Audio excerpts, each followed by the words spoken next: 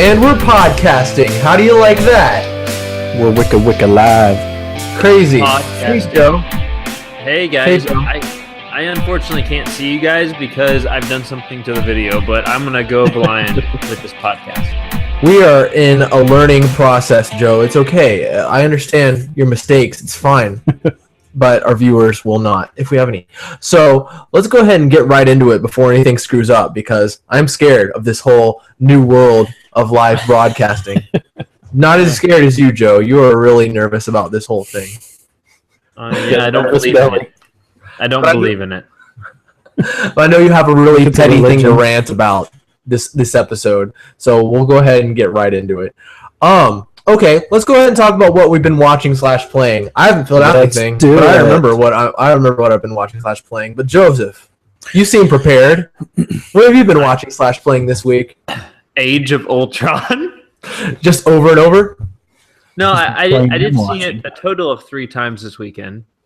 I saw it in 3 different theaters in almost 3 different ways. One large IMAX viewing, one 2D version, and then another IMAX viewing that was much more pleasurable than my first IMAX viewing. The sound didn't drop out? Yeah, but the sound was gorgeous. It was loud. It blew my eardrums away. And then but you didn't have us. I was farther away from the screen, so it just felt better. Also, it was really cheap. It was like the cheapest viewing all weekend was the IMAX on Sunday afternoon. So really excited about that. Lovely. Does it keep getting better, or is it starting to is it dipping? It gets better. Lovely. Because you just see more stuff, and you go, wow, I really like this movie. It's honestly the only thing that's hurt it, I think, with ratings is that it's similar to the first one, in the fact that it's an ensemble of characters battling something, and I feel like people thought this was going to be something different than it actually was, and I think that they kind of like misinterpreted what it should be. It should be an action movie with these characters. I think that that kind of, maybe has hurt its rating, I guess you would say, because it kind of dipped pretty low, and people have been giving it some pretty hefty smack talk, which we'll kind of get into that later on, because I do have a rant that I have to make later in this episode. I do have to say, to just tag on to what you were saying, I watched it in the normal theater, and I definitely agreed with a lot of the things you're saying. It felt not as grandiose. It was so much quieter. It was like you said, it felt like I was wearing like earmuffs in the IMAX theater, and the screen wasn't as nice. And the other thing I noticed, the crowd, it made a big difference. It really did. Like, they didn't laugh at a lot of the things. Yeah. Like, I feel like I'm going to categorize our 7 o'clock showing as the hardcore fan group. But like, I don't know. I didn't feel as like excited about the movie when like people just weren't responding to it. Like, they would say things, and kind of the geek in me would come out and be like, "Oh my gosh!" Like, just you. I already know that. Oh snap! Because I've already seen the movie. But at the same time, like, come on, people! Like, this is your first time. What are you doing? Yeah. It's disheartening. And even like you guys have both seen it more than once now. You see more stuff. Like when you go back and watch it, like it's clear the Infinity Stones, like we talked about in our spoiler cast, and I was the only one that has seen it twice, and I said, they make a pretty big deal that like all 4 stones are there, and we kind of like we're like, oh well, I don't know, but yeah, it's like pretty clear, especially after 3 viewings. No, it's gonna be hard. Let's try to steer clear of spoilers if we can. Oh, I guess people haven't seen it. Just in case. Oh yeah, so they can't assume, because there's this movie called The Infinity Wars, that there are Infinity Stones. Yeah, that's good. Yeah, I guess. What else have I been watching / playing? I've played nothing. Great. So that takes care of that. I'm trying to finish Flash. I'm a little bit behind in it. I'm also a little bit behind in Agents of S.H.I.E.L.D. I haven't been able to catch up. Just been really busy with work and, of course, going to the movies too many times. What did I watch the other night? I was trying to write this down. I couldn't remember. Last Man on Earth. Watched a couple more episodes of that. I think I have the last one saved on my DVR, so I don't know anything yet. But that's all I've been watching / playing. So I don't know. What have you guys been watching / playing? Luke, you want to go ahead and go? Sure. Yay. We have been watching. We've gone like. Hold on. Why is it doing that? Oh. We're in a club.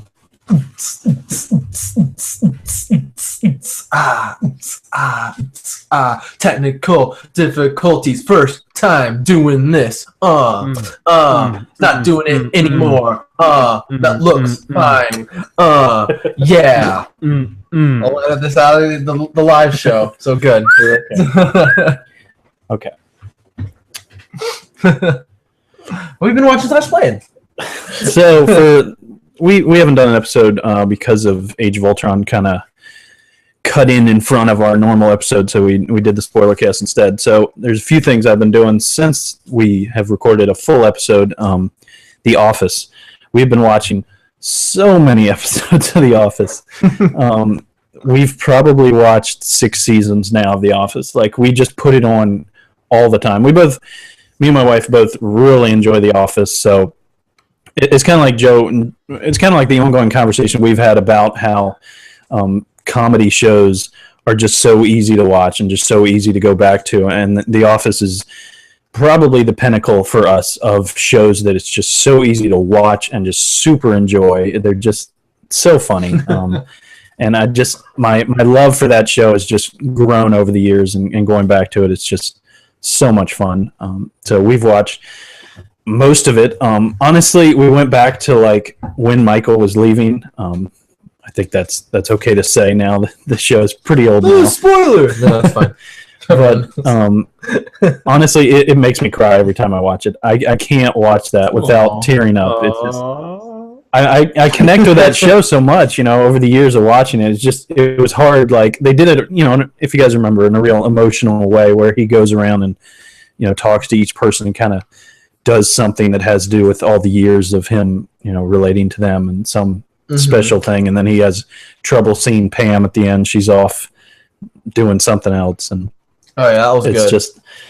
It's just an amazing show. So we've been enjoying that. Another thing we've gone back to, I've kind of stopped because of Agents of S.H.I.E.L.D. because I've already seen Age of Ultron now. I haven't gone back to it. I will, but I haven't yet. Your fire got a little bit dimmer after seeing Ultron. I feel like my Marvel excitement like built up, and now I'm like, okay, I need to do something else. I need to go some other way. And so we're going back to Lost, and we're now, I think, 5 episodes into season 1. And if you go back to the Lost retrospective we did, I was the only one who'd only watched Lost one time. So this is really big for me to go back. It's the first time I've seen it in, I guess, 10 years. And the first season, it's been even longer than that. It's incredible how long it's been, but just really enjoying that. Of course, great show, as we all know, as the 3 of us at least all know. It's an excellent show, and it's interesting to watch it. Kind of like we were talking about Age of Ultron, knowing what's going to happen. It's interesting, especially with a show that has such a slow curve of you learning about these characters. It's interesting to go back and already know things and kind of pick up on some more stuff that you may not have noticed because you were completely in the dark when you first watched it. But definitely enjoying that. Hopefully I can power through all 6 seasons. And the last one, State of Decay, came out just after we recorded our last episode, and that's a video game that I had talked about. I'd heard IGN interview with the head of the studio. It's a newer studio. I think it's Undead Labs is the name of the studio, and this guy had worked on a lot of the I'm blanking on the name of the game. The massive online multiplayer Warcraft. Halo 1? The original Halo 1. The original Warcraft. He was one of the lead designers on, and he went on to do a lot of other things, but he's now founded his own studio. I think they're like a 30-man studio, and this, I believe, is his first release. It's somewhere between a full like AAA game and an indie game, somewhere in there. Price $30. It's a game that came out on 360. It was part of the whatever the 360 indie Games for Gold. Is that no? That's not. No, anyways, it's kind of an indie title, but not exactly. But they sold the rights to Microsoft, and they kind of split the profits. It's a weird thing. He explained it all. Interesting interview. But yeah, the game came out on Xbox One, kind of a remaster of the 360 version. A lot of fun. It's a little repetitive. I would say it's the best representation, other than the official game, of The Walking Dead as a video game. Like if you weren't to put the story of The Walking Dead in a game and were just to say, I like the way the show represents surviving in a zombie world, that's what this game is. It's what The Walking Dead characters do, set in a post-apocalyptic zombie world, and it's cool. You really, as I told Jordan, it's a permadeath. So recently, I've had a string of deaths of characters, and I've now killed off 4 characters, and it just drives you crazy every time. You're a murderer, Luke. Well, you see the guy's stats go up and up, and then the guy dies. And it's like all my freaking work is gone. So, but a good game. If you're on Xbox One, I definitely it's worth the $30. And if you already purchased on 360, you get I think $15 off. So I believe it's half price. Wow! And looks really good for being a remastered. I mean, I wouldn't be able to tell that it wasn't made for Xbox One. It's not a AAA game, but it's an excellent single A, maybe B game. Cool, good game. Well, I guess I'll go ahead and say what I've been watching / playing. This will come as a huge surprise to you, Joe. But I've been playing a lot of Nintendo stuff. There's been oh boy, Joseph, you and your Nintendo hate, it's gonna kill me one day. I like Mario. He's pretty cool. All right, well that's good. A lot of the DLC has been coming out lately. There's been DLC for Smash Bros. And Mario Kart 8. So probably their biggest titles have gotten these really significant DLC packs. For Super Smash Bros., a bunch of costumes for the Mii characters have come out, and more notably a new character. They actually they're doing Mewtwo now. He was a Super Smash Bros. Melee character, and they brought him back for this new one. I actually really like playing with Mewtwo. He's kind of it's so different to play with him because I don't know. I think any character that I think is cool, I'm gonna try to be really good with him, just to try it. But yeah, he's pretty good. I'm enjoying him just because it's Mewtwo, and I really like that Pokemon. But also, there was another significant update to Mario Kart 8, adding 8 new tracks. I'm just so blown away by that game. Just having these DLC things, I think for Nintendo, they release it in really good timing. I like it to be released months and months after a game is released, because that gives you an excuse to go back to the game. And so Mario Kart, I think the first one came out in November, and now it just came out in the beginning here of May. And it's really good. The stages are great. Some of them are remakes of old stages, which really, if you've played Mario Kart 8 and you've played some of the old stages, they're new. They're brand new. They've never looked so good. They're not just they have those old stages and they just put an HD gloss over it. No, they completely remake it, and it looks gorgeous. So yeah, I'm still really enjoying that. I think that's probably going to be the last DLC for Mario Kart 8, which is fine. That game is brimming. Was it free? Content. No, it was not free. No. It was pretty cheap for what you get, though. It's didn't they come out with a free one? I thought they did. Okay. One of the free ones that they did come out with, there's an update that adds 200cc to Mario Kart 8. Yeah, that's right. Yeah, I tried playing it. It's so hard. It's so fast because I was trying to play Rainbow Road, and basically I immediately fly off the edge because I'm going so fast. I'm sure I could master it if I really put a lot of effort into it, but it's if so you're actually hard. Good at it, you could probably do better at it. But yeah, I guess I'm not very good, so that solves that. But you're going so fast, sometimes you go through the finish line in midair, when you're doing the hang gliding thing, and you float through the finish line, and you usually go under the little thing that's over the finish line. But in 200cc, I go clear over it because you're just going so fast. You have so much air. I was laughing my head off actually playing it. Another thing I would talk about that I've been watching, before Age of Ultron, not only I got still caught up with Agent of S.H.I.E.L.D. and I'm really enjoying that, but I got caught up with Agent Carter, and I went ahead and watched all 8 episodes of that. Yeah. It's a good watch, man. I really enjoy it. Yeah. I believed you. I just didn't have time. But it was really good. One of the things I liked about it the most, and Corey liked this too, is it's like it's background, it's historical. Yeah. It has a bunch of like cool like 50s, 40s stuff in it.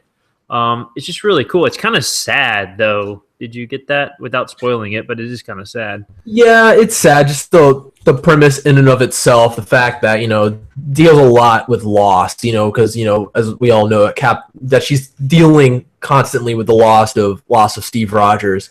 So it's a sad little thread that's kind of being pulled throughout the series subtly, and it really comes around in a nice way. I think at the end, I really like Haley Atwell as an actress. I mean, she's just.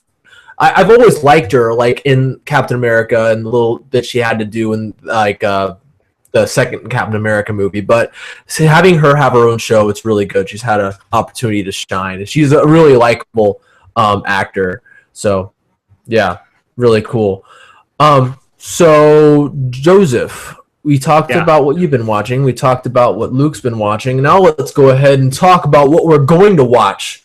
Let's talk about the news. How about that? Movie news. Do we have a jingle for movie news yet? I usually put in just like some random score, but no, we don't have a jingle. You want to write one? No, but I might. You never know. I mean, what you did just sounded like the Trailer Talk theme song, so that's fine. We should have one for everyone. Everything we do sounds like the Trailer Every Talk. segment. Did it? The Trailer Talk. Talk about movies. Okay. By the way, if you're watching and you have any questions, we have the Q&A option open, so you can go ahead and ask questions, and we'll try to get to them live and answer you as we go along. Just try to keep it topical. All right, first up, or ask us about how our day went and what we had for lunch. That works too. First up, we have a ton of Marvel stuff to talk about. I feel like on the heels of Avengers, they want to keep that excitement, and so they're pushing a lot of different stuff out there. Let's go ahead and get this over with. Joseph, you were texting us today, and you're none too happy about the Ant-Man poster that came out.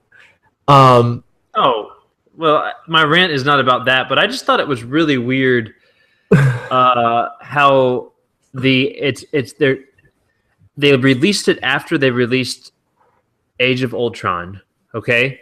Age of Ultron got, I guess, maybe poorer ratings. So what did they do? At the top of it, they said from the studio that brought you Guardians of the Galaxy. Well, no, it got lower ratings. I mean, yeah, it did well, but like I feel like people sometimes look at it like because of its monetary success being below the last one, they're like, oh, it's a failure. Like all this speculation. Anyways, what validity do my thoughts on? They're trying to tie it in with Guardians of the Galaxy. The same studio brought all of them. I mean, why would they tie it in with Guardians of the Galaxy? It seems a little strange to me. Okay, actually, like after you texted me that, like I was actually thinking about it because I was like, that's a good point. But I think I have a good answer to that. All right, do it. All right, this whole Ant-Man thing, it's really weird. This is a lot to buy a superhero that shrinks down and fights crime. That's a lot to accept. And I think they want you to be thinking about Guardians of the Galaxy, the studio that made you not only believe but care about a talking raccoon in a tree. So I think that like that, Here comes something else that's goofy. Yeah, that makes sense. Like, listen, we got you to believe that and love that. Give us another chance. And I don't know. I think that might be it, to be honest. Okay. What do you think? Enough. I mean, fair enough.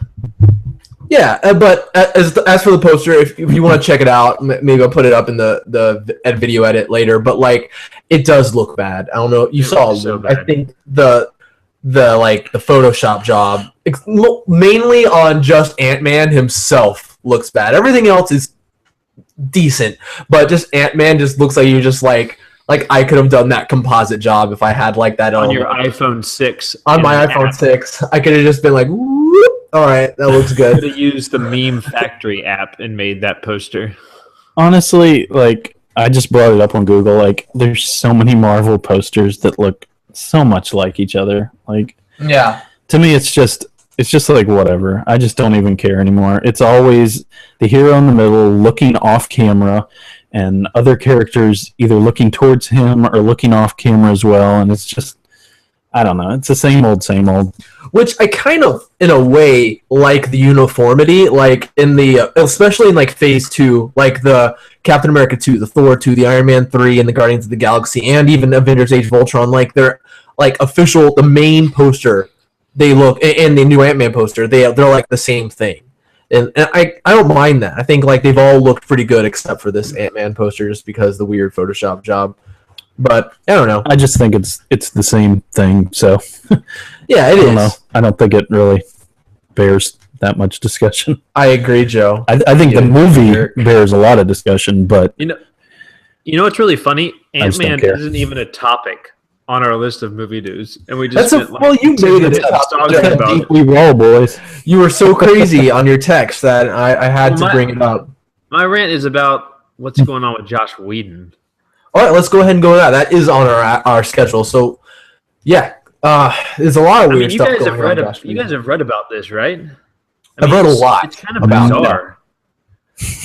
Let's talk about. There's a lot that he's been. He's very active on the press recently, up until like now, pretty much. But go ahead and what exactly is on your mind, Joe? Like which exact event? Well, it seems to me that what's Marvel doing? It's like they won't give creative, I guess, right? Or they won't give any of the creative thought to these directors who have done well in the past with their writing. It seemed to me a little strange when I was reading about this with Joss Weadon, and it kind of like, I don't know if it was the final or like the straw that broke the camel's back that pushed him away, but he seems to, I mean, he's not going to do anymore. He's burned out because he felt like he couldn't give us the movie that he wanted to give us. There's too many, like Marvel's like, nope, you can't do this. You can't do this. A thing in particular is they basically held like, I mean, he almost describes it as a gun to his head where he couldn't do the farm with Hawkeye unless he did the cave with Thor, which there's been a lot of like speculation around the cave with Thor being kind of random. They made him put in the Dr. Slug. Again, easy on spoilers. Oh. Sorry, but the little stuff like that's fine. People know there's a cave and stuff like that, but major spoilers. Let's try to keep it minor. Okay, I'll try to do better. Well, I mean, can I talk about characters that weren't in the movie that he wanted to put in? He wanted to put in Spiderman and Captain Marvel. He wanted to put in all these characters, and they wouldn't. Basically, they said no, you can't do that. I know part of it was rights, but he's said in his interviews that he wanted them to be in it, and they also they really wanted him to, I guess, make it work more with the future than with the past, because it kind of brings up a lot of questions like, okay, why was there an Iron Man 3? Because Tony obviously didn't learn anything in Iron Man 3. Why was there Captain America 2? Because S.H.I.E.L.D. obviously didn't learn anything in Captain America 2. So there was just a lot of like things he's been ranting about it, which is kind of interesting. And he's kind of been basically like blaming it all on Marvel. So I wasn't sure. And I guess I'm wondering what Marvel's doing.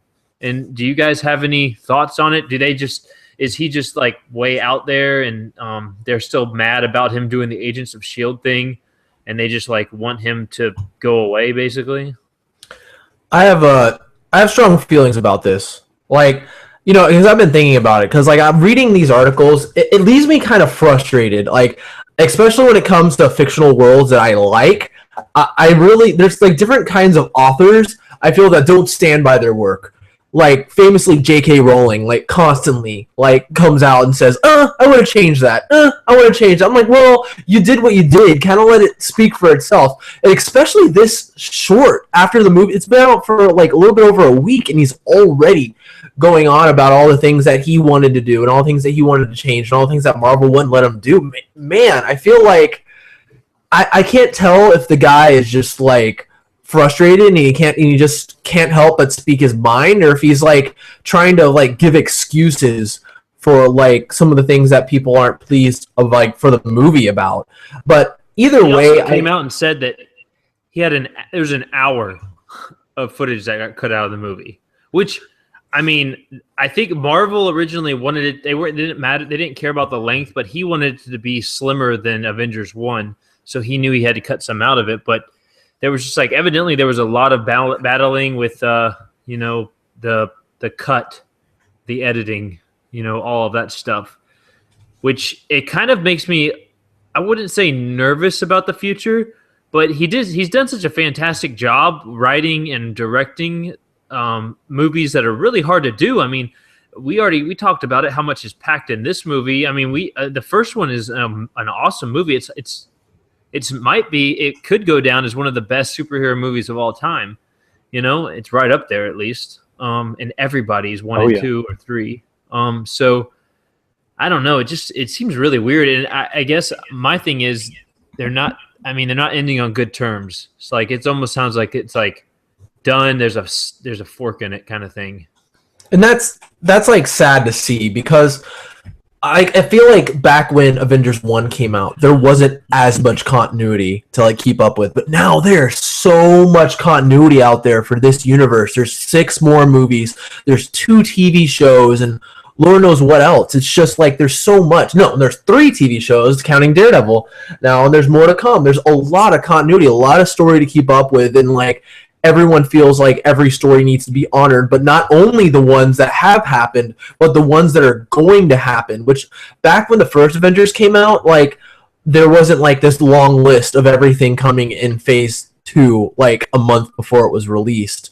And so, but now it's like everyone knows like all the things that need to be set up, and I don't know, it's just there's a very different climate, I think, for the studio now than it was then. And it's hard for me to say that, like, and me blame Marvel and be like, how dare you stifle this band's creativity, which in a way I'm like, yeah, I should probably just focus on one movie.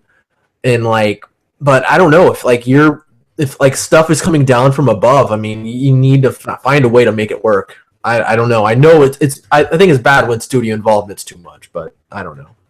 I'm really mixed on the whole thing, because I just feel like it's just so weird him coming out and saying all this so soon. I don't know. I think the biggest thing I see out of this is just worry. It just worries me so much. Like, there's an article in here about Chris Evans and Jeremy Renner. I guess they had some offensive comments about Black Widow.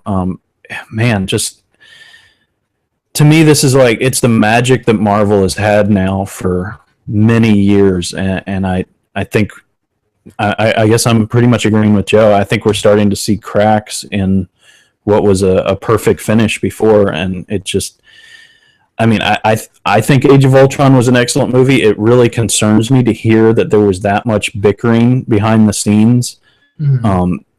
It frustrates me so much to see a franchise that has set itself up so well for movies that people really get excited about. I mean, we certainly do. If we're a test case, it shows that people who love these characters get super excited about it, and you know, go to these showings and spend all this money.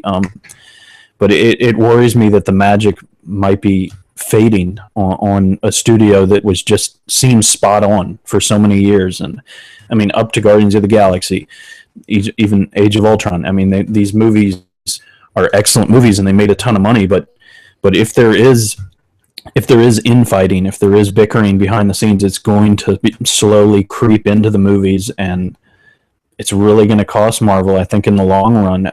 I think a studio, number one thing should be, we need to make money, but the way we make money is being true to the artist and letting the artist tell the story the best way, you know, the best way for this film. And when people are cutting in on an artist, in this case Joshua Weadon, and dictating the way he tells the story, I think things don't go well. I think they need to keep to what they're good at and not infringe upon the artist's way of telling a story. I think that never ends well for the movie and for the future of a franchise. You know, the funny thing is like I agree with that. So I don't know why I'm so mixed about this, and I almost feel like how much of this is Joss Whedon? Because really, this is, I would say, the second time this has happened in Marvel Studios, and have like setup affect the story, and like, because honestly, I agree. I think Age of Ultron was amazing, regardless to some of this stuff. But like, I feel like the only time this has happened before was Iron Man 2. Apparently, Jon Favreau was really frustrated at how much lead up to Avengers 1 he had to put into his movie and how much he had to stop the story to put that lead up in there. He was really frustrated. Some of the reasons why he didn't come back for the third, even though he is still producing a lot of these movies up till today. He has credit in Age of Ultron. But like, I don't hear about this in other movies. Like, I see Guardians of the Galaxy, and I'm like, this director had a vision and he followed it all the way through, and it doesn't seem like there was a lot of meddling. And I can say the same thing for Winter Soldier. It just didn't seem like that. And I can see what people are talking about with Age of Ultron. It doesn't affect my enjoyment very much, but it seemed to affect Joss Whedon's performance and enjoyment of directing the movie. But I don't know. I'm gonna hold my breath and see what happens later. See what happens with Ant-Man and Civil War, because there are so many movies, so many different crazy things to set up, and I'm interested to see how they do it, because it's, or if they do it, or if they do it. I don't know, but I still have a lot of faith. I'm not gonna let like two behind the scenes experience like affect like all those other great movies that didn't seem like there was a lot of meddling. Really. And it's weird because, like, right after Avengers 1, there was Iron Man 3. Like, right after all that, there was so much to set up after that with all the other movies. And there was none. It was weird. It seemed like sometimes for me, it seems like Iron Man 3 is like the black sheep of, like, the Marvel movies. I don't know. It might just vary director from director. I mean, because it seems like the Russo brothers, maybe they have like a really good rapport with Kevin Feige. Maybe they work well together. I mean, maybe it's as simple as that some directors work better with the studios than others. Because Joss Whedon is very much, even though I don't know him personally, he seems like a good guy. He's definitely has a lot of great stuff creatively, and I think he works better. He's fairly arrogant and like wants it to be his. He wants to make sure you know it. Like, that's how he is with social media, Yeah, I think. Yeah, I mean, I feel like he works best uninhibited when it's like just him. And I think like in the first Avengers, because it was such unexplored territory, they didn't know that they could pull it off, and to have this guy be able to do it so thoroughly, he probably had more free reign, and they had less to set up.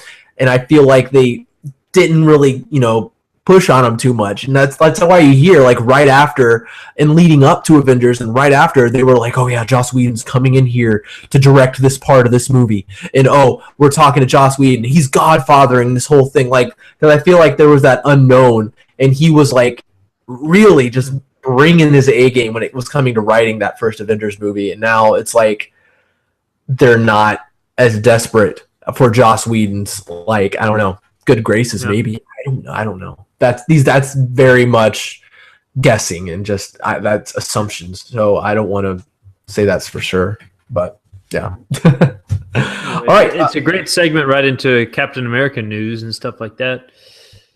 Yeah, let's go ahead and talk about that. Captain America. There's been a couple things that are really interesting and potentially exciting. First and foremost, they hired on Martin Freeman from Sherlock and Hobbit fame to play. We don't know yet. So character that's cool. Be named later. Yeah, there was a joke going on saying, "Oh, the Arkenstone is an Infinity Gem." How about that?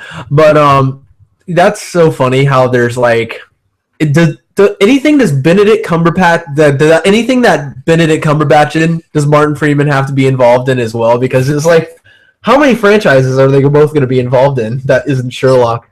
It's great. You know what? I like Martin Freeman, so I love him. He's the one shining gem or jewel in The Hobbit. Like he was really good as. You guys need to watch Fargo. Ooh, yeah. That's all I can say. Word. So he's bad in that? Is that what you're saying?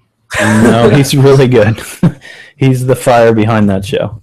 Okay, I will put it on the list with the 200 other things I have to watch. There's only one season out, so I better get it before there's like second one's coming. It's a coming. Yeah, and there's one little cool thing that they talked about. There's this like there's been some concept art that came out with like this week, I think on Monday, a little bit of a Civil War concept art, and it showed one of Iron Man's suit. It's reportedly it's the suit that like he got in the comics post Extremis that like comes on him via nanobots, and so it just comes out of nowhere and just goes all over him. And that's crazy and awesome, but that I really thought that was what was going to happen at the end of Iron Man 3 for some reason. I was certain.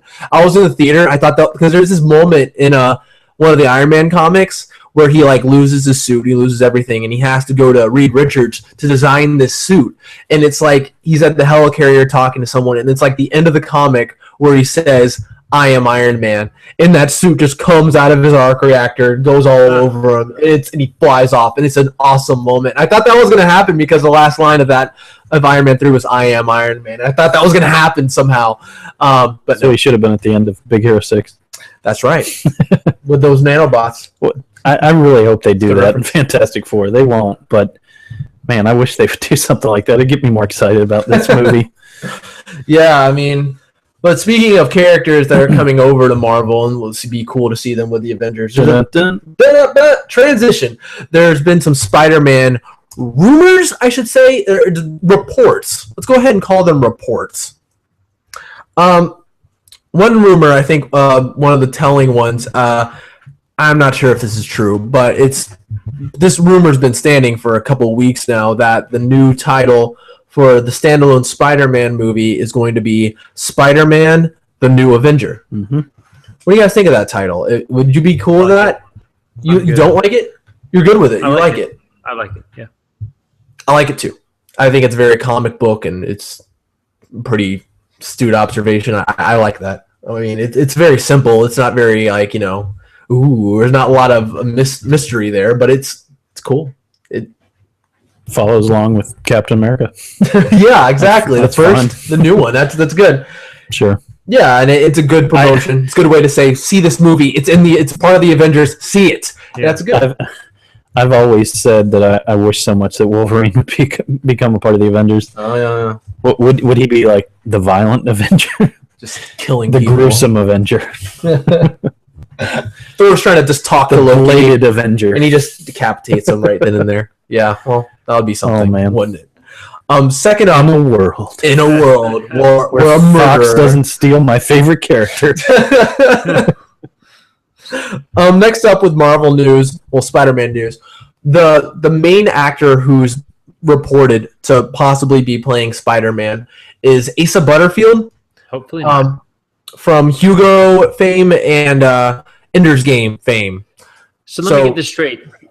They can't cast an American for an American role. They have to cast a European every time. Well, apparently so. I guess, but Andrew Garfield was British too, but he did really good. So I mean, I don't know. I'm fine with it for honestly. I mean, I honestly it's a lot of unknown for me because I have never seen Asa Butterfield in a role like that. In Hugo and Ender's Game, he was relatively serious in both those movies, not very the jovial Spider-Man type. But who knows? I mean, this is not confirmed at all. He's just one of the big names amongst the list. And rumor has it that this is supposed to be a funnier take too on Spider-Man. So yeah, I mean, maybe he has something that we haven't seen. Possibly, who knows? When Andrew Garfield was announced, I was like, all right, very young. He's very young. Give him that. And you know what? I like that. I like that they're going young Spider-Man. He's 18. Yeah, it's crazy. Because he according to the comics, he was supposed to be Spider-Man. He started being Spider-Man at the age of 15. So having a younger actor is fine with me, and I think adds a crazy variety. If you have a good young actor, it's a big variety for the cinematic universe because most of those people are in their late 20s, early 30s, and so as far as Robert Downey Jr. is concerned, 40s. But that's a good way to mix it up. Robert Downey Jr. is 50, I believe. Oh wow, he's looking good. But that's a great way because if in Civil War, if in that movie, he's supposed to be basically mentored by Iron Man for like the first half until he goes over to, I mean, I guess spoiler for the comic, until he goes over to Captain America's side. But I think that would make it like really cool because him being so young and impressionable, it would make a lot of sense in that story why he's just being pulled two different directions by his emotions and these people that he looks up to. Him being a scientist, I guess. Yeah, that's the reason. I haven't read the comics. So. Yeah, I'll have to give them to you. They're pretty good. But yeah, Joe, Asa Butterfield, don't like him. I mean, I'm not really a huge fan, but I've never seen him in this kind of role, so I'll roll with it if it's good. Okay. What about you? Yeah, Ender's Game. I mean, that's as far as my knowledge goes of him, but yeah, I mean, I think he did a good job. I didn't really like that movie, so sometimes it's harder for me to like someone that I've seen in pretty much only one movie that I didn't really enjoy. So I don't know. We'll see. That's one thing I will like give Marvel like wholeheartedly. They've been like almost 100% 10 out of 10 when it comes to their casting. There hasn't been very many people where I've been like, what is this guy doing in this role? Edward Norton is the Hulk. Well, that got rectified, so I'm not counting that. Okay. Hardly canonical. I was just trying to correct you. All right, okay, that's fine. It's a good try. But that was a good cast for the Hulk. And he wasn't bad. So yeah, exactly. Moving on to other Marvel news. We just keep going. Keep it rolling out, man. We got some... Tom Hardy. What's your name? Tom Hardy! He wants to be the Punisher. That's great if that happens. Yeah. But if that happens, that's good, right? He looks like it. Can definitely see that. Yeah, he's an intimidating guy. He really is. Did you hear his interview? I watched. I saw the clips from it, like the written clips. Okay. He said he wants. I went to the Punisher. I want the Punisher or Splinter Cell. So I figured Luke would like that. Sam. I feel like Tom Hardy is exactly what I would want to be if I was a Hollywood actor. Yeah. Like his film picks are probably exactly what I would like want to choose. You know, a lot of times I feel like you're kind of pushed into roles that, you know, you fit into. But like if I could choose movies to do, every movie that he's done, I would want to have been a part of. For the most part. He's really versatile, man. Like he can do a lot of different stuff. And like everything that he's like supposed to be intimidating in, he is. Like I was afraid of him as Bane in his role in Warrior. I was scared of him. He was like a scary guy. He was so big and like love that movie so much. Great movie. He did a great job. Yeah. And so I mean that's great. I mean he seems like he knows that he'd be good for that role. So I don't know. Hopefully Kevin Feige's listening. But the thing is like who's to say there's a place for the Punisher in their plans right now. I mean, I don't see a place for him really in Phase 3 unless he has a cameo in Civil War. That would be weird. Yeah, I mean, he's the Punisher in this world. That would be very strange. He's a killer. He's unbalanced and he just murders bad guys without remorse. And he's just a man. He's not. Yeah, I mean, he's not Captain America. There's a little thing called Netflix that makes great TV shows. Yeah. Oh, wow. I agree. I did say I wanted one, so yeah, that would be great. That's probably the place for it. He would really fit in the world of Daredevil. Oh yeah, he really would. That'd be cool if it was a Netflix world and there was crossovers, kind of like CW does. But you know, Netflix Marvel world. Yeah, that could be cool. Mm-hmm. Absolutely, and like, but yeah, there's in film I don't see it, but TV that's exactly right. You guys are exactly good right call, Joe. Good call, Joe. You're amazing. All right, hire me, please. You're hired, Joe. I'm Kevin Feige's agent. Surprise. Moving right along. It's like one of those Pepsi commercials. What? I'm not really Jordan Williams. I'm Kevin Feige's agent. It's me. All right, so let's go ahead and move on to DC. Suicide Squad stuff. A bunch of Suicide Squad. We didn't even get to talk about the whole Joker thing. I don't even think we... Well, me and you did. Me and you did in the car ride. Behind-the-scenes discussion. But on the podcast, on mic, we didn't really get a chance to talk about this. So real quick, we don't want to waste too much time because everyone, I'm sure, has talked about it. But we got a picture. We have a picture of the Joker. Initially, on first glance, I was like, yeah, I like this. I think it's really different. But I could have done without a few of those tattoos. A few of them I could have done without. But they're saying now that I wish they weren't so symmetrical and like they look like they're written very carefully. I wish they were like, oh, he tattooed himself. That would be like I would like them better. Like if it looked like he tried to tattoo "ha" all over his shoulder or something, I think that would look really. You're on fire today, Joe. Yeah, I agree. You with the points, with the good points. Yeah, that's exactly right. Like the big one that most people are complaining about the most is the damaged tattoo on the forehead.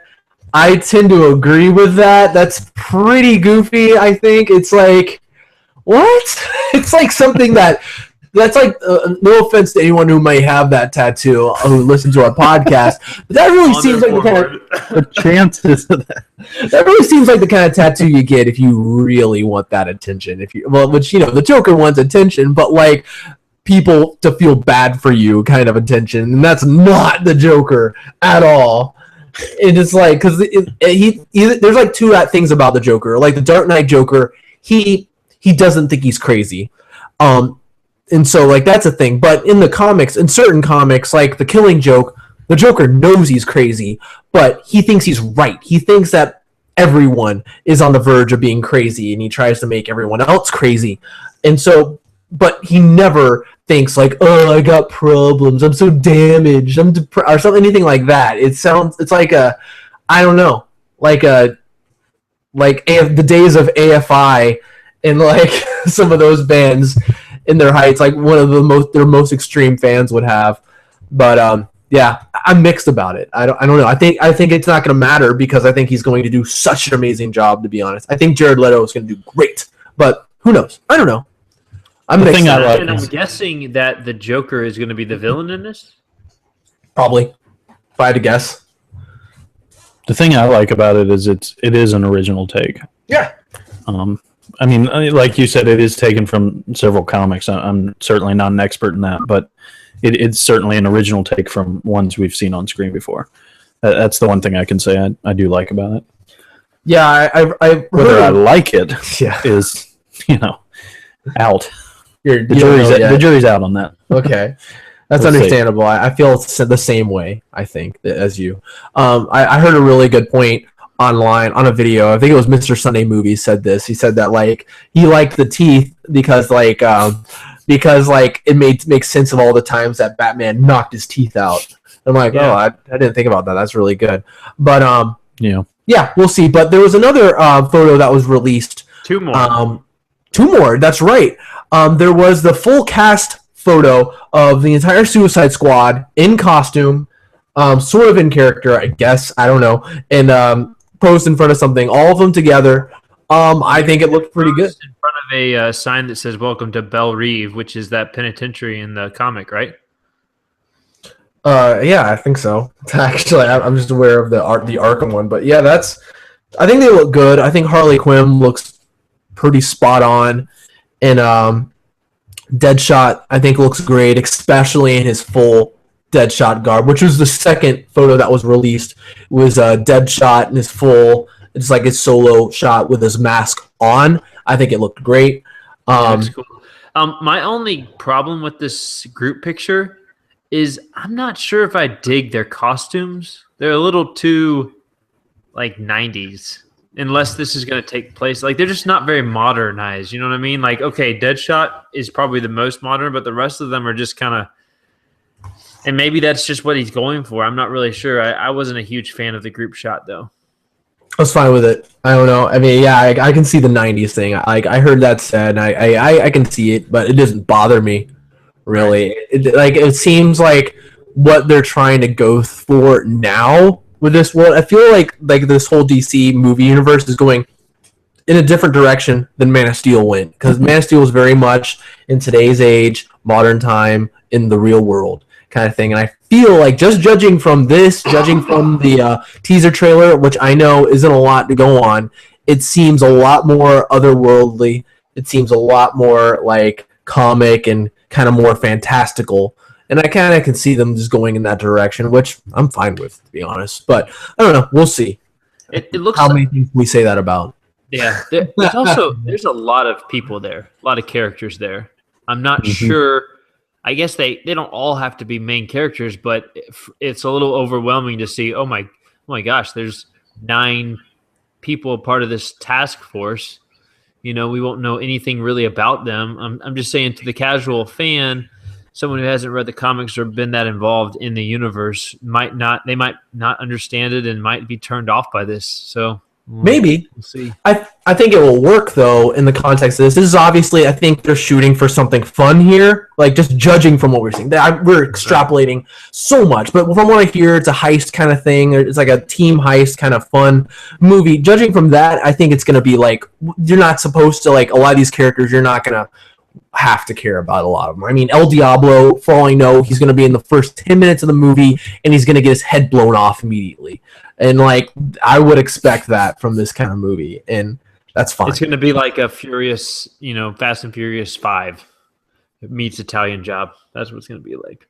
Also, it may not be a movie that's made to make $200 million.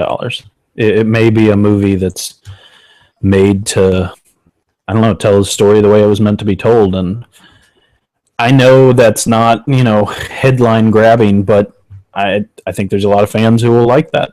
Yeah. So agreed. That's good. I like that. I don't think they're spending a fortune on it either. So, well, they might be. I don't know. We'll see. But all right. Anything else to say about that? Good. Don't think so. All right. Cool. There was a few Star Wars stuff release on Star Wars Day on May the 4th. Be with you. So first and foremost, there was a spread in Vanity Fair, right? And yeah. There was a few character profile shots, a little bit of information linked. They finally, I think, officially said that Gwendolyn Christie is going to be playing that Captain Phasma character, that like shiny. Which looks freaking sweet. Yeah, I tweeted. I can't help but laugh when I hear that name because this is a funny name. I like it, but I think it's Phasma. Captain Phasma. Oh, yeah, and there was a really cool picture of Oscar Isaac, my bro, kind of like vamping in front of like an X-wing, looking all sweet, and there's like a wide group shot too of a bunch of aliens and crazy people. They're all buddy up, like, yeah, we're aliens. Yeah, blah. I don't think they said that, but yeah, there was that, and there was a shot of my gosh, what's that Adam actor's name? Driver. Adam Driver.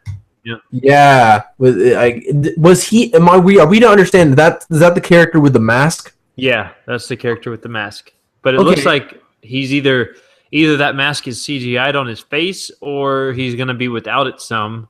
Because the pictures of him commanding some snow troopers, it's going to, I think pretty soon I'm going to turn off like my, like reading about this and watching trailers because I feel like I'm seeing a lot and I don't want to be like, I don't want the movie to be ruined for me. Yeah, definitely not. Me either. I can see that. Usually J.J. Abrams is really good and really controlling about a lot of the stuff that he puts out there for the promotional materials because he's very secretive, which is good. So I hope he doesn't have to control something this big. No, never. Yeah. So hopefully he has the reins a little bit on Disney, which I don't think anyone ever has the reins on Disney, so who knows? Right. And I really did like the front cover. Was pretty cool. Had like a shot of Chewbacca, Han Solo. Han Solo looking sexy and old. He's all like, yeah, he's the most happy I've seen him look in the longest time. Him on that photo. He didn't look like he was complaining at all. I mean, maybe he was. Maybe it took like 200 shots to get him not grimacing. I didn't want to show up for this photo shoot anyways. I want to do Blade Runner. I don't know. I like because he always says that. I want to do Blade Runner. Why am I here? I like Harrison Ford and Han Solo a lot, so I just like making fun of how grumpy and cranky he is all the time. You like them both, or you like them together? I like as one character. They're not the same. That's what I was getting at. Oh my gosh, they are the same. I'd like to see them in a room discuss something. Talk about biscuits. That would be interesting. We're gonna have to rename our podcast "Movies." We have a lot of movie news, man. E3 is just around the corner, man. We'll have some stuff to talk about. Don't worry. It's not now. There's a lot of movie stuff happening. We live in exciting times when there's a new Avengers movie every couple of years with crazy characters like the Vision and Batman vs Superman movies coming out and freaking Star Wars sequel coming out. This is a crazy world for movies. I mean, when the world of holograms and stuff like that happen with games, I think that will be the equivalent. We'll be talking about that like crazy. But we live in a crazy... It's coming. It's coming. It is coming. That's right. But last thing, I don't have much to say about this because I don't. After going from comic book news and the Star Wars news to this, but I'm a fan of this book, so I wanted to bring it up. They're making the their adaptation of the book. Stephen King, kind of horror movie, I guess, horror book. But they're I'm not a fan of this, so continue. Why aren't you not a fan of this? Is Will Porter or Poulter is the guy who's going to be playing Pennywise, the dancing clown. What do you think of him, Joe? I don't want to watch this movie. I don't want to hear about this movie. I want nothing to do with this movie. I think it's going to be really good. I really like the book, and I really like the story. I think it's really different. I feel like horror movies are getting away from what would make them better is having them focus on the characters, and that's something that it did. It was like rarely a horror movie. It was mainly like a book about growing up and stuff like that, and every now and then it would be scary. But I think this kid would actually he has that kind of face, which I think could be made up to look very frightening. He just has a very defined face. He's not ugly or anything like that, but he's a very different face. I think if you put a layer of makeup or CGI on it or something, it could easily turn it into something terrifying. But yeah, turn anything into terrifying with CGI. That's true. All right, that does it for our movie news. So let's go ahead and talk about some trailers. Joseph, I didn't put a trailer on, but you did, right? I definitely did. I misspelled the word absolutely. Good. I misspell things all the time. What is this? You're a terrible person. Okay, absolutely anything. Trailers dropped, I think it was yesterday or this morning. I have not seen this trailer, but on IMDb, the international trailer is one of the first ones to pop up. I believe it's Simon Pegg movie, and it looked fairly funny by the one picture that I saw. So go to IMDb and pull up absolutely anything international trailer. I do like me some Simon Pegg. All right, we'll look it up and we'll go watch it. So if you're watching or if you're listening, pause it or whatever and go ahead and watch this trailer, and we'll be back to talk about it. By the power invested in me by the Intergalactic Council, I hereby pronounce a destruction order on the planet Earth. The usual test, Kylie. One Earthling will be picked at random To prove he can use absolute power for good. But if he uses it for evil, the Earth will be eliminated.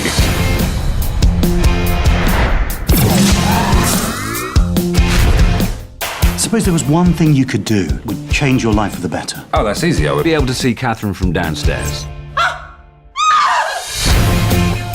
I can make things happen. Clothes, get dressed on me. All I have to do is wave my hand.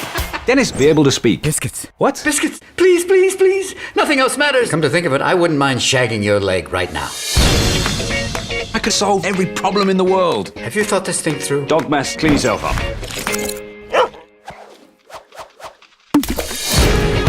It's clear he has no idea of doing any good whatsoever. Let me have a really great body. And a really big... Ow! Not that big, obviously. I was being selfish. I could have made people happy. Let everyone who died be alive again. Not everyone who's died ever! Are you crazy? Me be president of the United States. My God!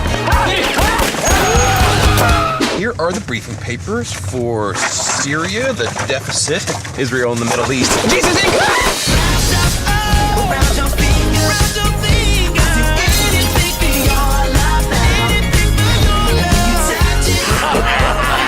Yay!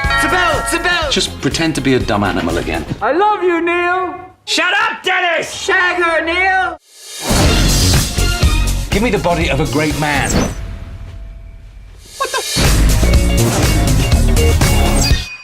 All right, we're back. Can you hear us now? Yep. Sorry, I muted the mic for the trailer because professional. Sheesh. That's the first time you guys ever the entire spoiler cast right in my trailer instead of listening to your trailer play on top of my trailer. Outstanding. Pretty funny, right? I think that was really funny. I love Simon Pegg. I mean, I've seen most of his movies, and I'm down to watch it. It looks hilarious. We haven't had something like this since. Oh gosh, I'm Bruce Almighty.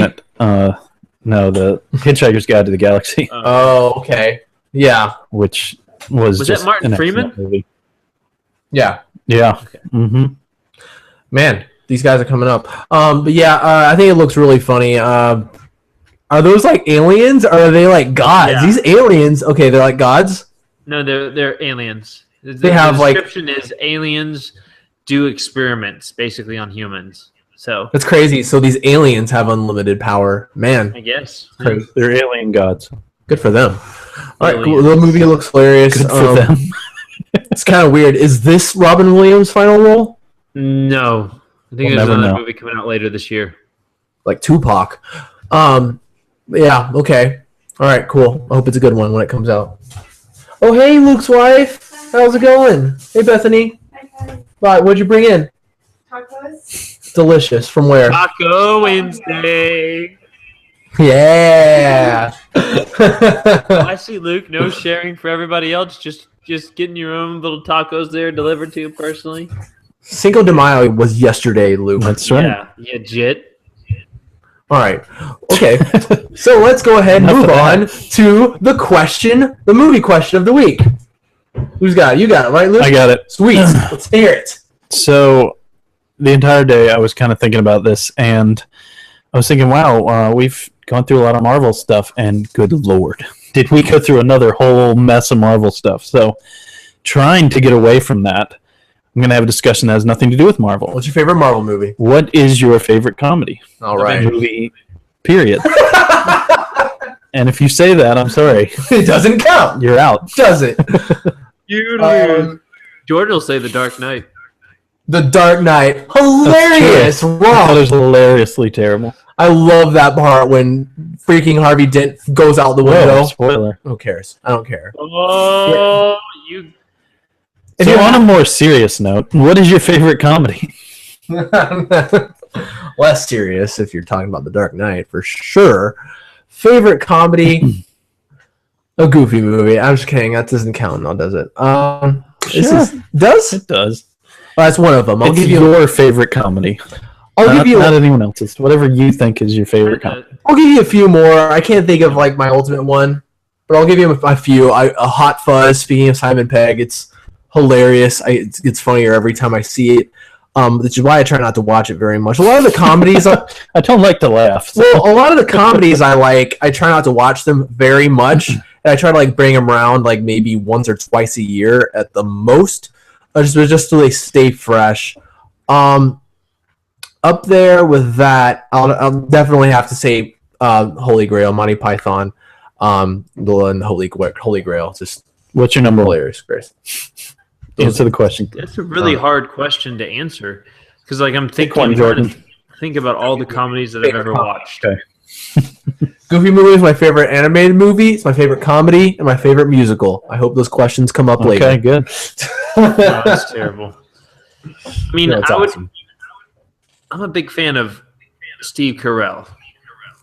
So Dinner with Schmitz. no, I mean, Get Smart is one of my favorite comedies. I laugh literally so hard every time. I almost pee my pants every time I watch that movie. What? I But know. your favorite comedy? I do enjoy that movie. It's funny, but holy crap. It's like, okay. The only thing is about the Goofy movie. I'm trying to think of other comedies. And Being that Jordan listed two more, Joe, I will allow you to list two more. List your runner-up and your number three. They don't have to really be in that order, but The Three Amigos is also one of my favorite comedies. There we go. Nice. My favorite scene is little Buttercup. Very good. Can you guys hear Very that good. delay? Thing is driving me crazy. No, we can't. Luke, how about yours? I think my number one's got to be Anchorman. I always go back to reference that movie when joking with friends, and it's lived on in my life for years. It's incredible how a movie that I wasn't even all that excited about seeing. It was just like, well, this definitely looks like one I need to see, you know. And a group of us, I don't even remember who all was there, went and saw it in theaters, and to this day, it's just, I don't know. It's just funny how like a movie just kind of grows. Like you hear other people refer to it, and you're like, man, you know, looking back on that, such a good movie, and that's definitely one for me. Holds up. I was trying to pick another one. The Pink Panther movies. Me and Joe both agree on that. I don't know which one it would be, but one of those, maybe Pink Panther Returns. A shot in the dark.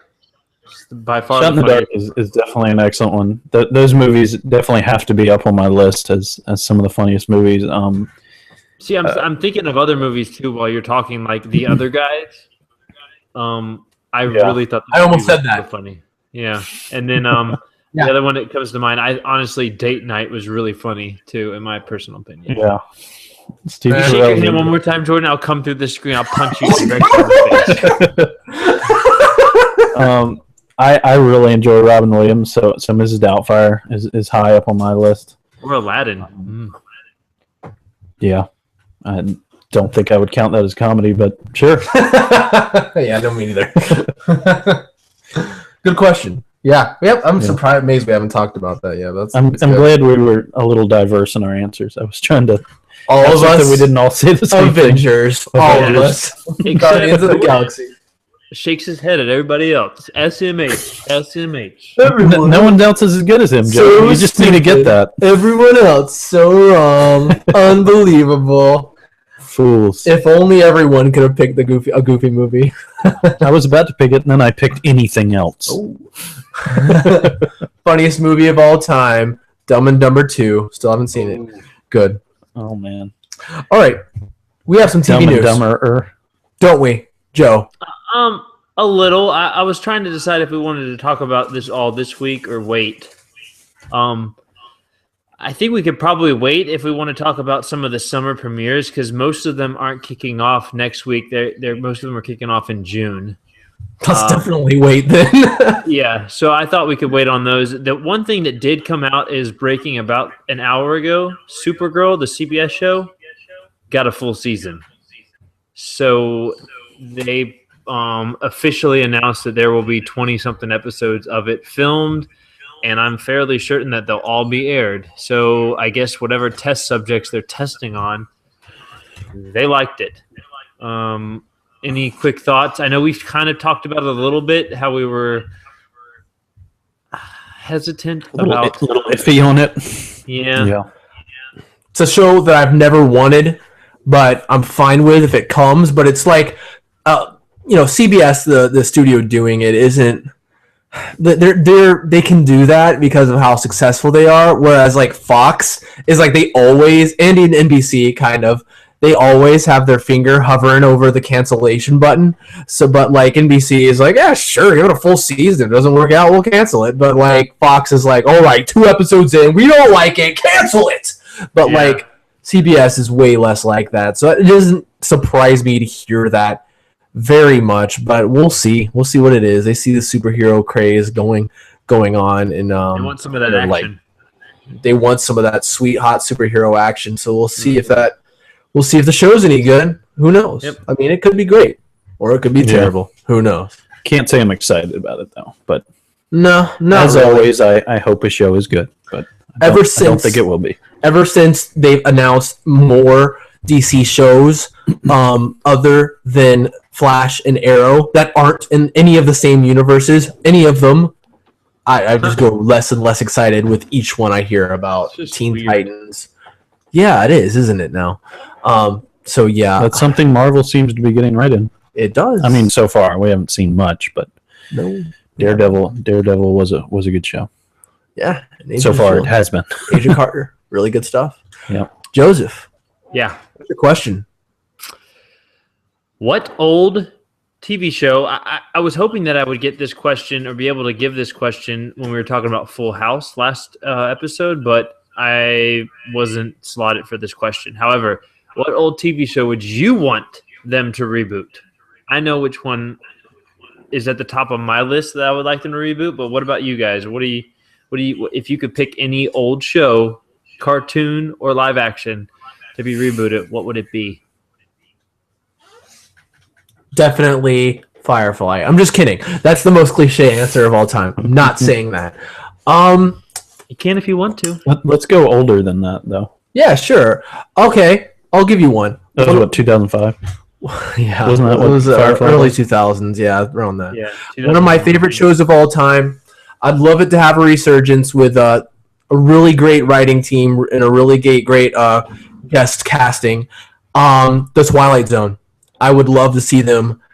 They did that. They took a crack at it back in the 90s, trying to kind of modernize it. But I think just it's wasn't hard it called to Tales from the recapture. Crypt though? That wasn't Twilight Zone. There was both. There was Tales from the Crypt, but yeah, I want Twilight Zone proper, and I would even go for Tales of the Crypt, to be honest. I'd go for that. Sure, but I'm aiming more for Twilight Zone. Tales of the Crypt is more horror. Twilight Zone is more sci-fi. So I would definitely aim for the sci-fi over horror. So yeah, I would go for Twilight Zone. I feel like that would be awesome if with a good set of writers. A lot of people hate them, but I feel like someone who would be really good to helm this is Damien Lindelof, to be honest. He's really good at mystery. He's really good at setting up something, but with a quick payoff. And Twilight Zone was kind of all about that sort of. I think he'd really work good under those conditions of having these short stories and these short mysteries and these crazy different worlds. I think he has a good mind for that. I think that's just my opinion, though. So don't. What about you, Luke? Tailspin is one that I immediately think of. I just really enjoyed that show when I was younger. I think kids would enjoy it if it was modernized. Oh yeah, Tailspin. You always sing it whenever I mention that. I want to mention it one day when you don't sing it. It's like a running thing. You'd be sitting there just ready to explode. Here it comes. So I had two shows that I immediately went to, and then another one kind of came to me as I was thinking about it. Get Smart, which I actually already mentioned the movie. That's one of my favorite shows growing up back in the 60s, the original Get Smart, and Gilligan's Island. I think those would be two cool shows, like sitcoms, 20-minute shows. Maybe Get Smart, you can have a full hour show if done properly. But I think it would be really cool to do one's an agent. You can have unlimited episodes with that. You could have a cool story. It's got action and humor, kind of like a Chuck style thing, maybe a little bit. And then Gilligan's Island was one of my it was so funny and awesome, and they could easily do something like that again, and I would definitely watch it. And then the last one I thought of as I went along was, did you guys ever watch Columbo? Yeah, I watched you watch Columbo. Dude, Columbo just was awesome. watching Joe.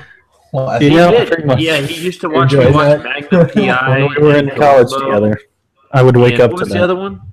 Columbo, Matlock. I'd be standing over my bed eating something. Matlock. It's always those shows too. My grandma watched so much Matlock. There's so many Murder, episodes. She Wrote. There are hundreds of episodes. It's ridiculous. Oh my god. Anyways, I think we've discussed this before, but was there ever a Matlock Murder, She Wrote crossover episode? Yeah. Yes. Snap. You always ask. There was one. Forget every single time. There was one. Okay. I can now answer it for you if you want to know again. Good. I'll just ask you, Luke, or privately. Not on. There was an episode where there was Magnum PI in Murder, She Wrote. there was an episode where there was Magnum PI and Matlock. They were all because they were all owned by CBS, I believe, and so they all would always go on and do the little we're gonna go over and do this episode with this person. It was pretty fun. They're also tired, right?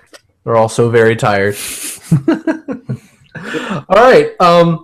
Let's go ahead and talk about if we don't have anything else to add. Let's go ahead and talk about video games. Video games, yeah.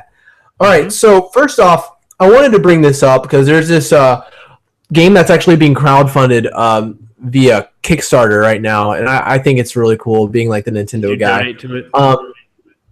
No, it's actually not a Nintendo project, but a lot of people who worked on this old Nintendo game, Banjo-Kazooie, are making the spiritual successor to that game, which is it's played pretty much the same way, which is fine because a lot of the same creators of that game are working on it because they see there aren't very many games like that anymore. Those 3D platformers where it's just a cute character going around a cute world. There isn't much of that, and I'd like to see how one would work in a modern generation of gaming, so that they got very, very fast. It got crowdfunded. It blew past their what platforms? All of them.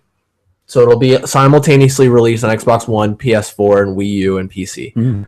So it looks like fun time, cute character. I don't know, looks good to me. So and there are a lot of focus on the level design and the controls. And the music, actually, which is a big deal for me because I love good video game music, especially how video game music used to be, which was less cinematic and more just a lot of cool themes. Yeah, the golden age of video game music. 20 years ago. Yep. We were young. Pretty much. I don't see why every video game has to, the music has to always be so blandly cinematic. There can't ever be a theme to anything. No levels can have a theme. Everything has to be there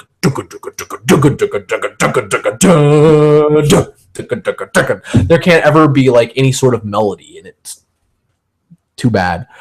And other than all the indie games have all the good music, like Shovel Knight and anything that's being thrown out by all these 2D side scroller people. Those games have good music, but I don't know. Anyways, make good music.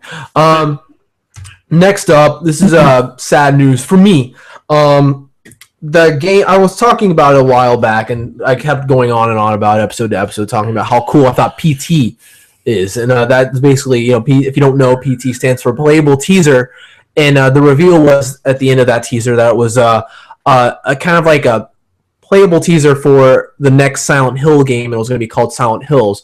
Big project. The guy Hideo Kojima from Konami, the maker of Metal Gear Solid and a lot of the other Silent Hill game, was making it with filmmaker Guillermo del Toro, and the motion capture of the main character was going to be Norman Reedus from The Walking Dead. So it was a big project, big collaboration. I thought the trailer or the teaser or whatever you want to call it blew me away. I thought the graphics were incredible, and it was effectively scary, and it was smart and very suspenseful and just insane. And everyone loved it. There was it was all over the internet. But with Hideo Kojima leaving Konami, it looks like it's officially canceled. You can't unless you have it downloaded already on your PlayStation 4. It's gone. You can't play PT anymore. That's gone. No, that entire project is in the garbage can now. It's more like and dead and gone. Yes, dead. It's too bad.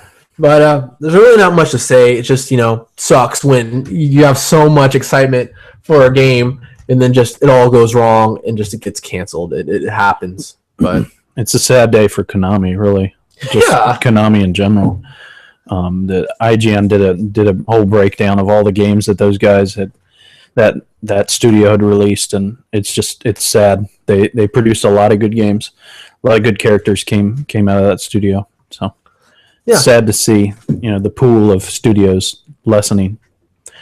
I mean, it's not closed yet, but it's not looking good, at least from what's been going on. And so hopefully they can, figure out their stuff and continue to make the good games they have been making. Fingers crossed. We'll see. But yeah, that's really all I have to say about that. Other news in gaming, there's actually a timetable for Oculus Rift. And it was supposed to. The original idea was it to come out late this year. It doesn't look like that's going to happen. There's been a lot of doubts that was going to happen, anyways. But early 2016 is what we're looking at now. Yeah, they finally gave an official release. Facebook, of course, has bought Oculus Rift. We don't know if this will actually have to do with video games, but hopefully it will. Hopefully this will be a display that we can play games on in the future.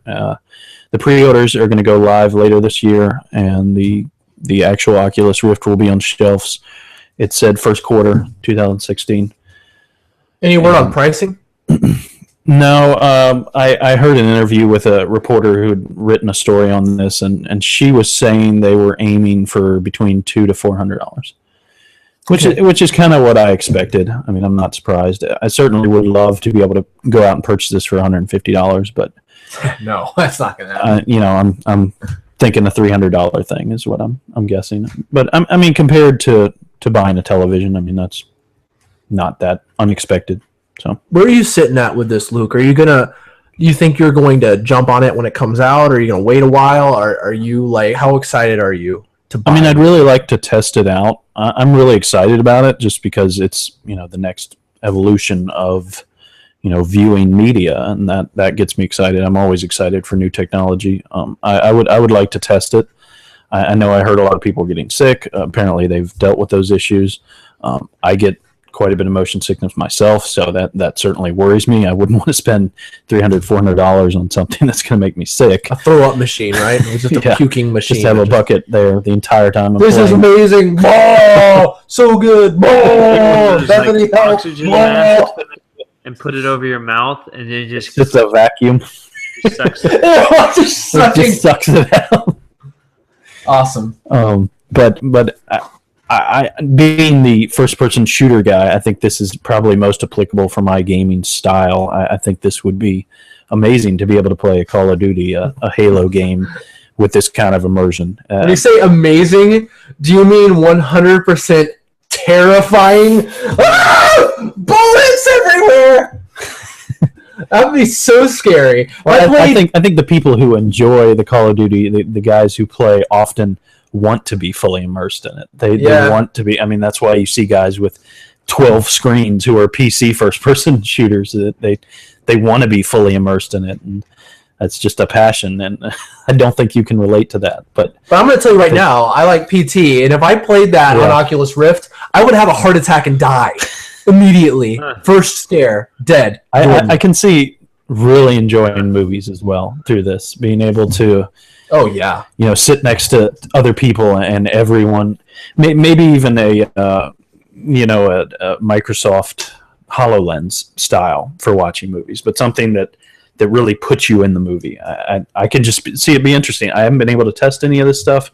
I'm not someone who got a test unit, but it's very intriguing. So I'm excited that we finally have a date to actually have one of these things on the shelves. A lot of people have said things. Microsoft said that theirs is going to be out at the end of this year, but they haven't really nailed anything down. Some are there's rumors of doubt of whether they can make that date as well. Sony's, I guess, is also slated to come out at the end of this year, and we'll see. I'm excited to have it on the shelf to be able to walk into Best Buy and give it a test and throw up all over Best Buy. Puke all over the place. All over the guy. The Oculus Rift. Hurricane of puke. Oh man, try on the Oculus Rift. Let us know how you feel. As soon as it touches my eyeballs. Great. All right, great. Can I have one? I'll take it. All right, I believe I have the game question. I believe you do. It's a pretty simple question. Oh, great. What does that mean? It's not going to be simple. It's a simple question. Probably. What is it? Name a time that you've gone out of your way, went to the store, pulled money out of your wallet, and bought a game, brought it home, and were extraordinarily disappointed. What's the most disappointing game that you've purchased? I immediately have one. Disappointing game. I immediately have one. Xbox 360.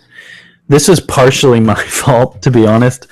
I got the titles of these games confused. Oh, no. Oh, that's a good start. So there's a game called Watch Dogs, right? That was coming out that was, I believe, an Ubisoft game. I know what you got. Grand Theft Auto I know what you style hacking game in which you use your phone to hack. And well, I mean, it wasn't completely. No, that's the main premise of the game. That's not a spoiler. There's a plumber in Mario. Actually, that is weird. That's not a spoiler. You never do any plumbing. Anyway.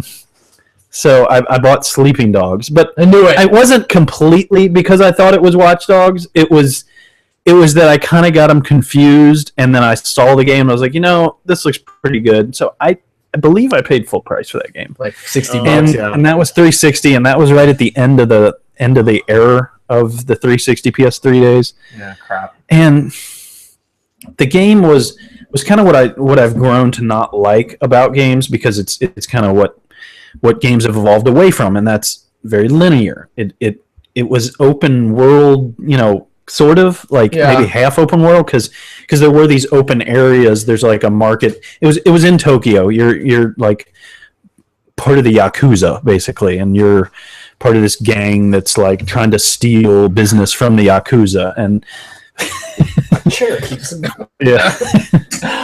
So I mean, it's not like it was a terrible game. It wasn't that fun. It didn't make me want to keep coming back to it, and the fact that I spent that much money, I was very disappointed. So this has got to be like the pinnacle for me of this category.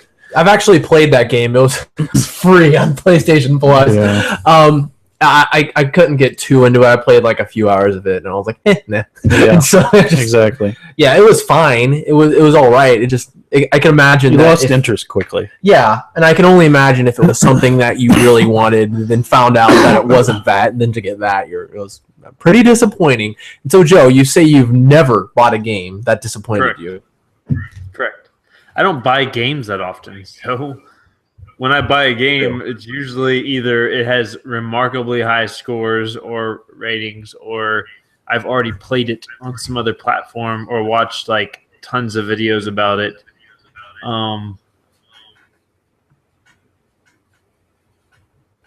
Let me take that back. Oh boy. PlayStation 2. I spent $50 on Samurai Warrior, which I thought was going to be a Dynasty Warrior like spin-off, and it was horrific. It was so bad. Yep, there it is. All right, good. And I like me some Dynasty Warriors, and I'm not that hard to please either. I'm not like you guys, So, you know what? I don't know if you know about this game, Joe, because you don't really follow Nintendo stuff, but a game that for Wii U that you'd probably like to play is a little game called Hyrule Warriors, made by the Dynasty Warriors team in the Zelda universe. So, yeah. Sounds interesting. Let me go buy a Wii U right now. All right, see you, man. Get that Wii U. I have two answers. I know, but I have a main answer and I have a runner-up. Are you kidding me? You don't even follow your own rules. Number one disappointment. Here it is. This is my own rules. I'm just adding one more. Biggest disappointment in the game. No, that game was amazing. Worst game ever. Are you kidding me? Most disappointed I've ever been in a game. Back in the day, I was really into Marvel vs. Capcom 2. Marvel vs. Capcom 1, Marvel vs. Capcom 2, awesome. I loved them. Played the crap out of them.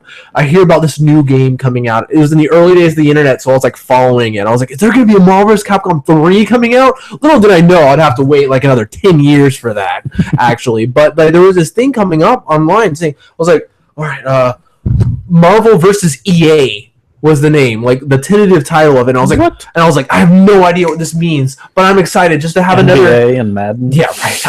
I had no idea. What is it going to be? But to come to find out, all right, it gets a name later on. I was like, oh my gosh, the graphics look pretty good at the time. I thought it looked really good. And like I saw trailers. Oh my gosh, it looks gritty. And I was like, what? It's called Marvel Rise of the Imperfects. And basically what this is like Marvel characters, and they fighting against these EA characters that aren't like from other games. These are original characters that they made for this game. This bland, superpowered characters who have some stupid backstory. And it was awful. It was like it wasn't like Marvel vs. Capcom at all. It wasn't fast paced. It wasn't like a 2D fighter. It was like 3D running around this little arena where every single character had pretty much the same moveset. They're just like a few hit combo, and at the time I was just so excited to play as these characters, and I was like, oh my gosh! But I quickly realized like this isn't very good. Is it? And It's like platformer action in a fighting game. It's like X to hit, Y to do high punch, yeah, A to do low punch. If anyone has played Power Stone for the Dreamcast, take that and remove all of the fun, kooky elements from that, all the power-ups, and everything that makes Power Stone awesome, and make it bland, make the colors really dull, and add in random characters and Marvel characters. Then you got Marvel Rise of the Imperfect, and I was really disappointed. And then Marvel vs. Capcom 3 came out about 10 years later, and it was awesome, pretty much. All right, so my runner-up, just really quick, is this game called Heart of Darkness for the PlayStation 1, and at the time, I sucked so bad at games. I thought it was going to be like a platformer where you're just jumping all over the place, but it was really kind of a puzzle game, and I didn't like it very much. Anyways, into that story. So, yeah, that pretty much does it for our show, guys. Last chance, if you have any questions to ask, our forum is open, but you guys have anything to add for the crappy games that you've ever bought? Don't buy Sleeping Dogs. Don't buy Sleeping It's Dogs. not Watch Dogs. Especially if you think it's Which is a much Dogs. better game. Good. All right, guys. Thank you so much for talking. Thank you, everyone who's watching this video. Thank you, everyone who's listening to the podcast. And if you want to get in touch with us and ask us stuff, you can follow us on Twitter at MTG Pod or on Facebook.com/MTG Podcast and on Instagram at MTG Podcast. Thank you guys so much for listening. YouTube. And YouTube. We're on YouTube now. Yay! Finally. Looks like we made it. Look out. Everywhere. All places. You're on MySpace. We're on Zanga. Nope. We're on Monster. Daily Motion. Vine. Vimeo. We Vine our whole life. Periscope land. None of those things. None of the things we just said. See you later, guys. Have an awesome week. We'll see you next week.